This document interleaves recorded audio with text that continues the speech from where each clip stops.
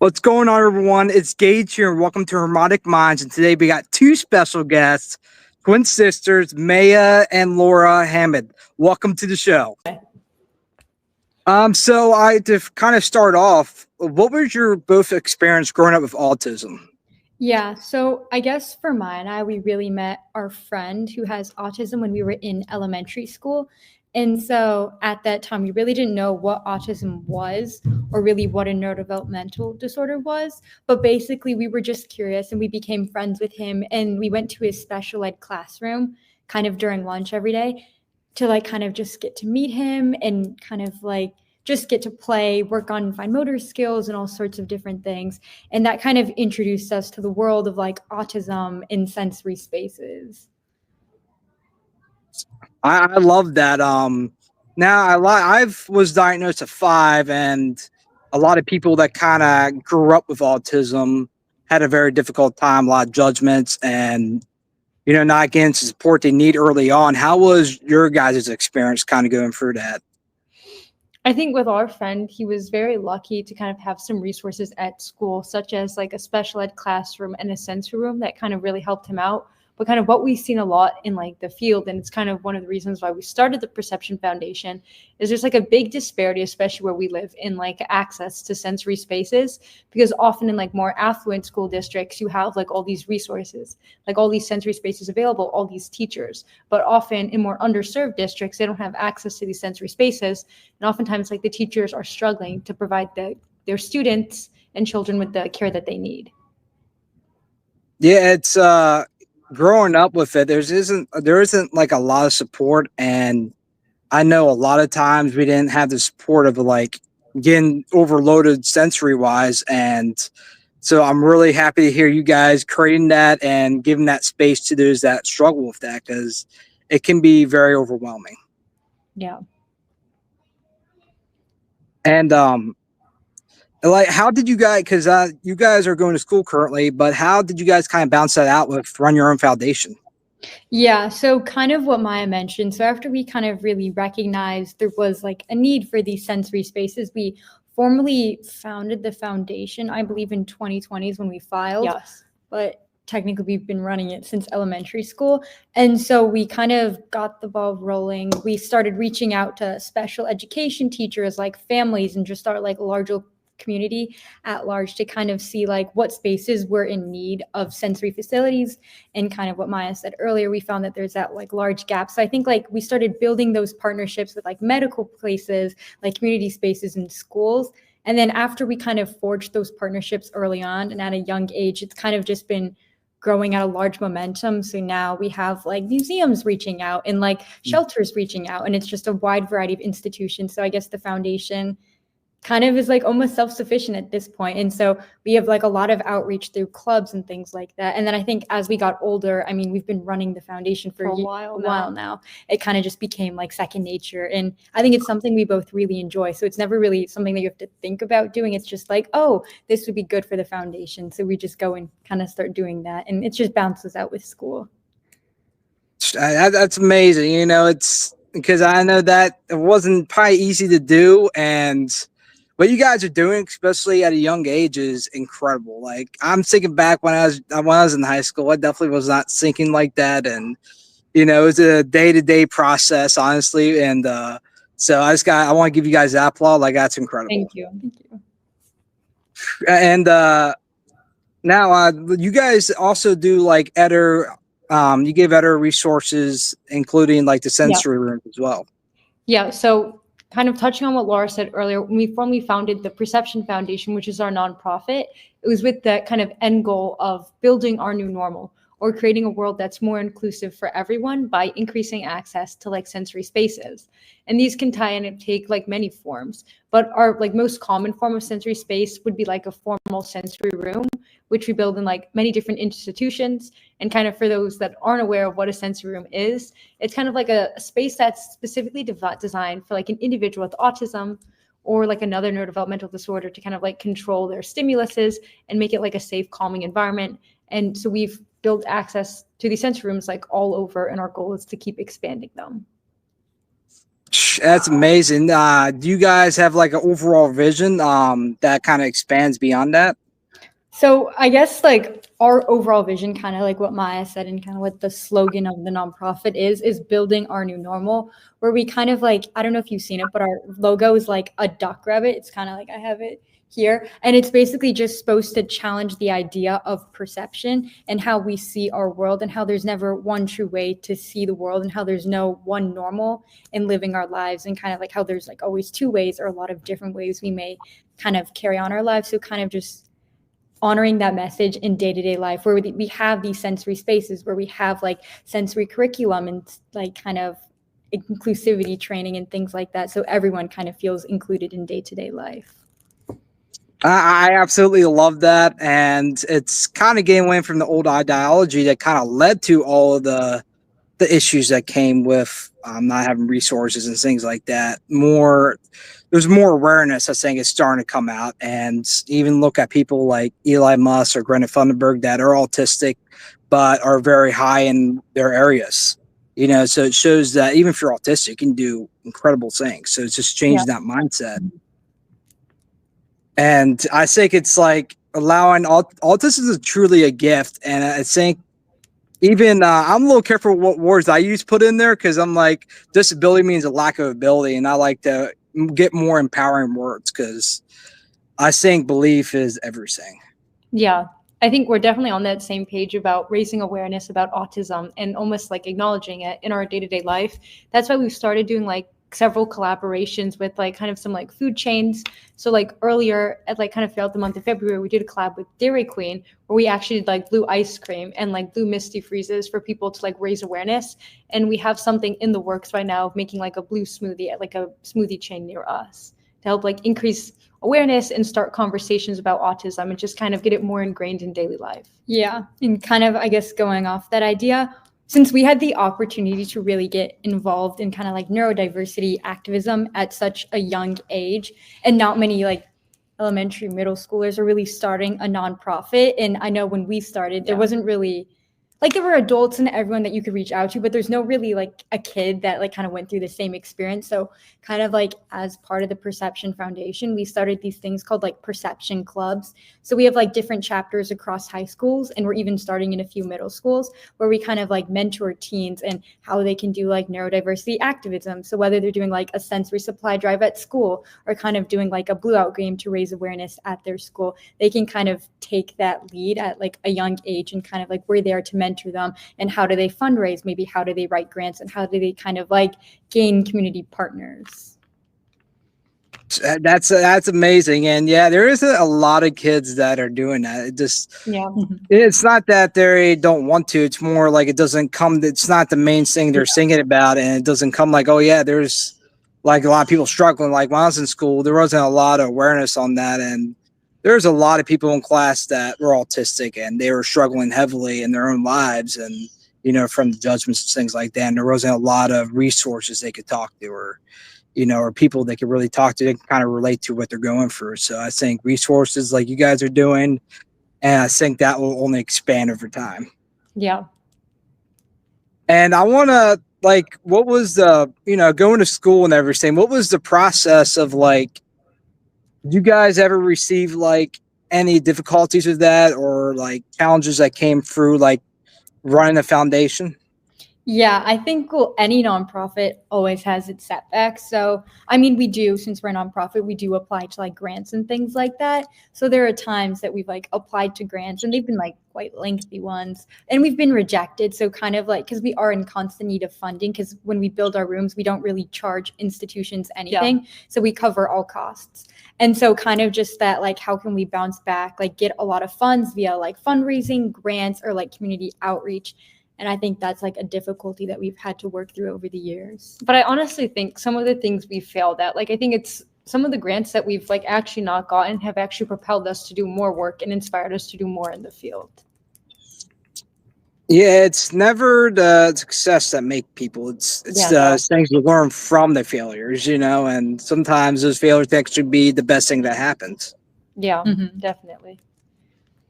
And I want to like, I want to get to know more about like better since you guys doing your foundation, and you kind of talked about your vision, but do you guys kind of plan on expanding that in the next couple of years? Yeah. So, I mean, obviously, as of right now, we are expanding our like outreach. So we have clubs kind of across the US, and I think we're in South America Some international at this point. So we're growing internationally kind of with that. And then for rooms, we're obviously looking to like our goal at the end of the day is to be in all like states of the US and potentially internationally.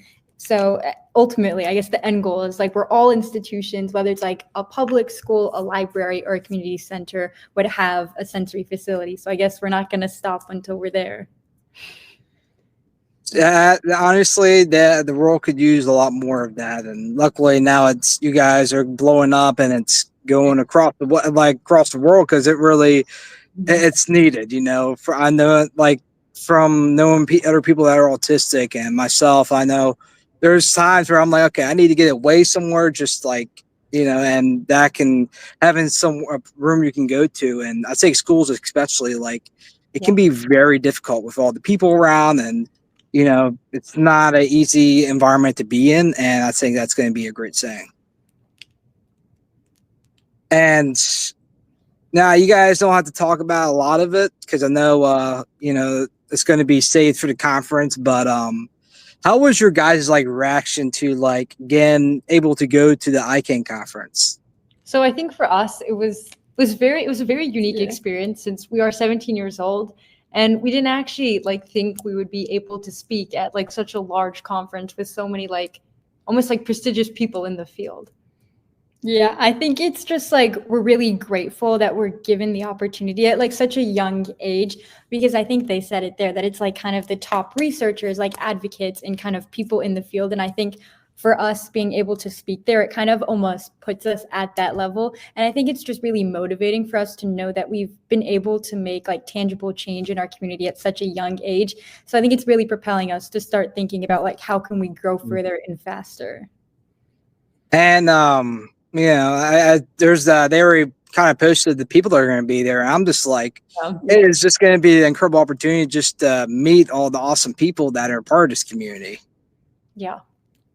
I remember when I got the news I was going to speak, I'm like, wait, is this for real? Yeah. It's such an incredible opportunity. And even though, you've earned a spot, it's still kind of catches you off guard. I'm not sure if you guys had that experience, but. Yeah, I think definitely the imposter syndrome. Sometimes you're like, how am I qualified enough to speak there? And then I think it's like kind of people reassuring you that, no, you know what you're talking about. You've been doing what you've been doing. And it's like your work speaks for yourself at the end of the day. It definitely does. It's and sometimes you kind of have to look back like, yeah, I did all this, so it's because sometimes when we're busy with everything and, we can kind of forget all we accomplish and feel like it's never enough. So it's, yeah. Now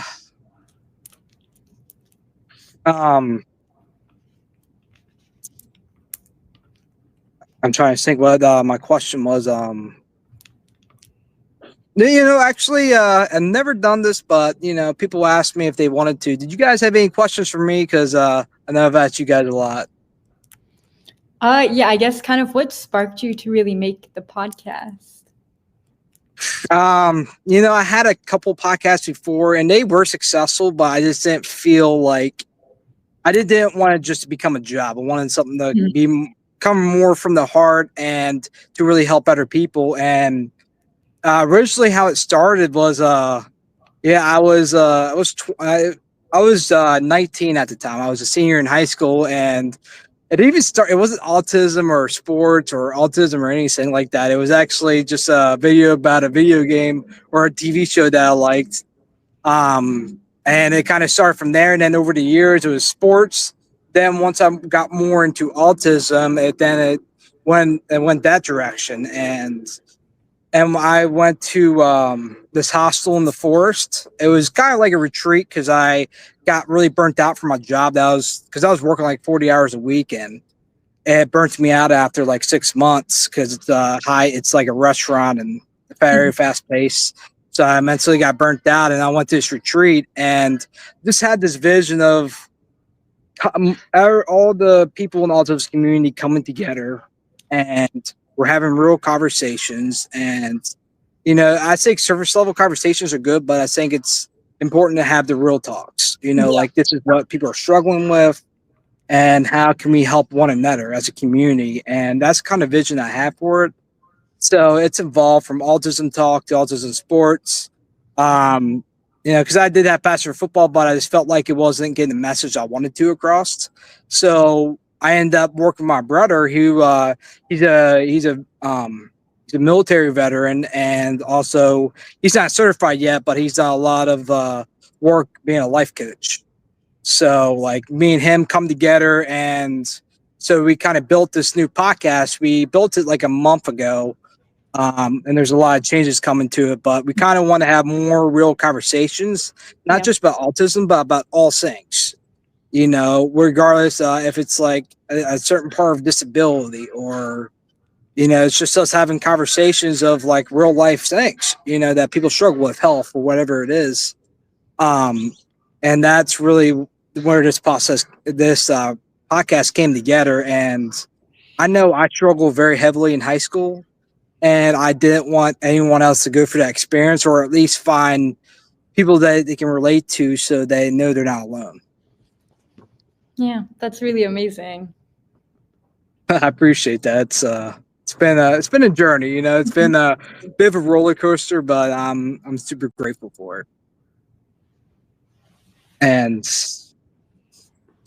yeah, it's been something else, that's why I'm like with the conference, and even us talking here today, it's just, I'm very grateful to be able to keep spreading that message, like you're not alone, and we're all in this together. You're never truly alone. Mm-hmm. And you spoke of your friend. Is she part of the foundation, or or is that where the inspiration came from? So they were definitely like the driving factor in the inspiration to kind of help more people like our friend, but no, they do not have like a current role in our foundation. Well, it's regardless, it's awesome to have someone that inspires that, because and that's where, each person you meet really makes a difference. Just that one conversation can change everything. Definitely. I think even with our work with the foundation, like after we met our friend, that was honestly like a life-changing experience for us. But even as we've been working through the foundation, the families we've been meeting and the people we've helped, like I know at one of our like sensory-friendly holiday events, one mother had come up to us. She has 2 sons. One of them is, I think, 18, turning 19 soon. And she has one that's 22. And because we created a sensory room at this like community center.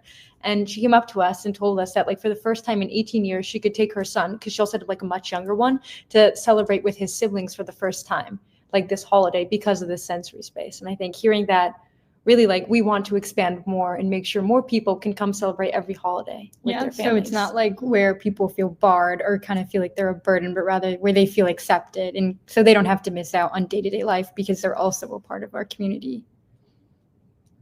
I love that, and that's a great way to bring more people together, especially holidays. It's very, and especially depending on the situation, it can be very hard for people to feel okay during those times, or feel like they're a part of something. So having people come together, that's where all the magic happens, I believe. Yeah.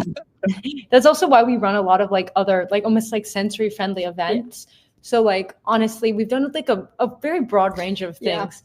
We've done like sensory friendly ice cream making at like Dairy Queen, where like people got to come in and like make their own cones. I think we've done like sensory friendly painting hours. We've done like, you remember cupcake making? Yeah, cupcake making, like variety Friendsgiving, just like holiday events, kind of like back to school fairs. We've really had like a fair share in kind of making these events more sensory friendly, whether it's like setting up a booth or kind of a table, or really hosting them in like sensory friendly environments, or like in a sensory room, kind of just to really show the versatility of the spaces, but then also how you can kind of make a sensory friendly environment in any sort of almost institution or event. And what was the process of like, like Dairy Queen? I saw you guys' story a while, like your post a while back ago with Dairy Queen, and what was the process of like, being able to do that and to make like ice creams that kind of represent autism and Yeah. So I think our goal was like, because you know how Autism Awareness Month is 1 month of the year. We were thinking that like awareness should not really just be 1 month of the year and instead should be all year round.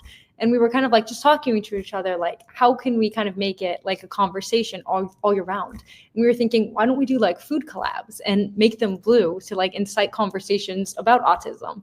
And we saw like, okay, we had a really successful event at Dairy Queen earlier. Why don't we actually come back and bring these like blue treats here? that's awesome. Yeah, I saw that. I was like, I absolutely love that. You know, it's the small things, and it's, you know, it's like putting a seed in people's minds of like, yeah, you know, it's autism, you know, autism awareness, and it's not just 1 month of the year where it's like, oh yeah, all about autism. It's should be awareness all year round, you know. So I think that's a great thing to do. And you guys mentioned you did with Better Food Chains. Did you guys have a process of that, or? Yeah, so basically kind of it varies on like depending on like what place we're like kind of doing our collaboration with. So usually generally we'll either like call the store and just ask them, like kind of tell them who we Or are. sometimes we'll like go in person. Or go in also. person. It depends if they're like nearby. And we'll kind of just say like who we are, what our goals are, and if it'd be possible to kind of just talk to the manager or just kind of like talk to someone who could like maybe help us organize it. And usually they're pretty willing to just like pick up the phone, kind of have a conversation. And usually we just kind of say like for Dairy Queen, we're like, we'd really love to kind of make like blue treats. And they were really on board and really excited about it. And I think that's been the response from a lot of like organizations so far. And so after kind of we get that response, then it's kind of just working back and forth, like kind of when are we running it? Exactly like what's going to be in it, things like that, and then just how can we promote it, so like on our social media, on their social media, and kind of just really raising awareness of like what's really happening in like the community, so people really know to like stop by. And sometimes it's like whether it's like designing signs for the place inside, so when people like walk in they can see it, or just kind of like like I said earlier, like on social media. I think also like another part of it that Lara didn't really touch on is like kind of, it was on our stories a few days ago. We are working with like a chain Beyond Juice to make like blue smoothies for autism. And I think it was a very unique experience going in, like they gave us all the ingredients, like all the fruit lists, and we kind of got to go in and kind of put together like what exactly we wanted and kind of create this like blue smoothie that we were like envisioning that like they've never made before. So I love that. You know, when I saw a little bit of it, I was like, that's pretty cool. You know, and you get to kind of show that process as well. So it's, I feel like that's a really fun thing, and it gets a message across. So it's, you know, I think that's a great collaboration. Yeah, I think for us, a big part of like kind of running the foundation is that we don't want to be stuck doing the same thing. So we kind of like doing a variety of things. So like whether it's doing like community partnerships or building rooms, or even like kind of designing like the merch like that we have here. So like even kind of as like a fundraising initiative, we do sell like foundation sweatshirts. So like kind of each one of them is designed with like a different message or goal in mind, but all of them are kind of playing on the idea of perception. So I guess we just both really like to create new things and kind of find ways that we can weave in conversations about neurodiversity and how can we accept all views into day-to-day life. So whether it's from clothes to food, it kind of like should be multifaceted almost. That's awesome. And now you guys are both siblings. I know with my brother, because he's like a couple years older than me and him, even though we work together, me and him kind of butt heads at times. So how's if you guys ever had like, you know, the sibling rivalry, did you guys ever have difficulty working together? So I think Lara and I are twins. So I think we have a very unique experience, like in comparison to like most siblings. I would say definitely we did, but much more when we were like younger. Like when we were much younger, I think we definitely got into a lot of arguments. But I feel like kind of as we got older and I think more mature in a way, we kind of saw that like these arguments are kind of like futile, and we're much stronger if we like work together rather than like battling against each other. Yeah, I think it definitely, it was maybe when we were in like our early ages, but I think as we got older, especially when we're doing the foundation, like obviously there's times where like maybe Maya wants to build a room at one place, but I really think that another place is better. I wouldn't really say we get into like arguments, but I think it's like we kind of like work out the details, make like a pro and con chart, and kind of try to use like our thing constructively almost, and see almost in the compromise that we can both be satisfied with. I love that. That's it's a maturity that comes at the end, you know, and me and my brother, we just started working together. But even when we would do like classes together or whatever, we would there'd be a little bit of argument, but we always would hash it out. Like, okay, this is the best way to go about it, and things like that. I definitely think when you work with someone, you help create like a community together. Like honestly, through our work with the nonprofit, I feel like all of our partners, we've made such like a tight knit community, and we have a lot of like partners that we can always rely on for like helping us, and also they know they can rely on us to always help them out. It's I've even online you can make some beautiful relationships. If you can be in person, that's even better. It's really, if you guys have similar messages, autism or just helping out other people, you can build a very strong community that way, because everyone wants to do something more than themselves. It's just a beautiful thing. And I think a lot of times people are just like scared to reach out. Yeah. And I feel like once you do, more people like than you would expect are actually going to be willing to help and excited to help out. Yeah, you hit right on the head.